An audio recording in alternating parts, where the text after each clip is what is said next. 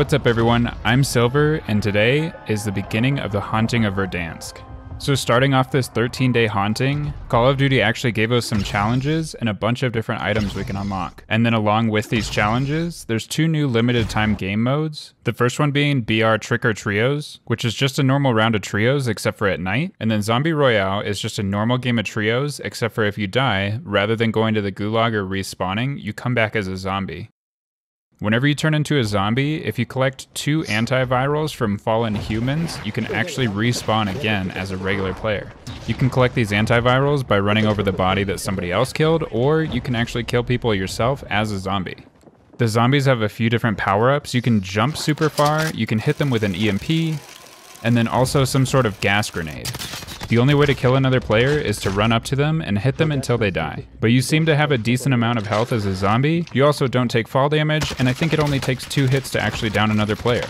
This mode seems super fun. I've gotten to play it a couple times, but most of the games that I've loaded into have crashed. So I'm excited for this to actually start working more stably so that we can play it more. If you like this video anytime throughout, let me know by hitting the like button. And if you want to be able to stay up to date with new tips and tricks, make sure you hit the subscribe button. But anyway, back to the Halloween event. The easiest way to get these challenges done is through plunder. There's a higher spawn rate on chests, and each time you die, you just come right back.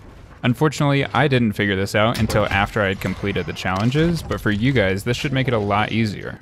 As you're playing through the game, if you loot through certain areas that are listed, you start unlocking lots of cool stuff. One of them being a weapon blueprint, you get a new watch, a couple sprays, and even a couple of gun emblems. If you click on the Halloween event tab at the top of your screen, it pulls up all of the different things that you can unlock, and then a small map above it to show you where each one's actually located. Also, whenever you're actually in a game, if you pull up your map, you can see a list of all the places that you need to go still. And then once you open crates at all 16 of the different spots, you unlock a weapon blueprint for the Growl called the Pumpkin Punisher. This blueprint's actually pretty sick. It's got a lot of orange paint and red chrome on it.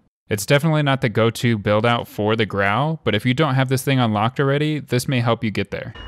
So as you're going through and getting these challenges done, the first one that I did was at Dam because you get the watch, and honestly to me that was the coolest thing I wanted to unlock anyway. But most of these different towns are pretty straightforward, like Stadium, Superstore. The only one that wasn't actually super clear was the one that says Gulag. Now obviously there's no crates in the Gulag, and after I died and spawned in there, I noticed that nothing was different. So one of my teammates actually figured out that the Gulag was referring to the prison. You don't actually have to go to the Gulag part of prison to get this challenge done. You can just open crates anywhere within the prison and it'll give you credit. A lot of these different spots that I was running around to, I found that it made me open like 4 or 5 different crates before it would actually give me credit for getting the challenge done.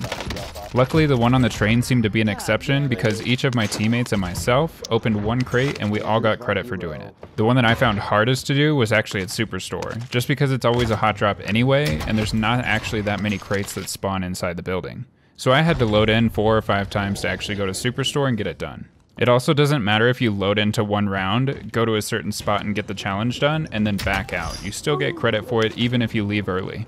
I thought this challenge was super fun because you actually get stuff for doing the in-game event. However, every once in a while you'll open up a crate that scares the shit out of you and something pops up on your screen and screams super loud. So try and be ready for that.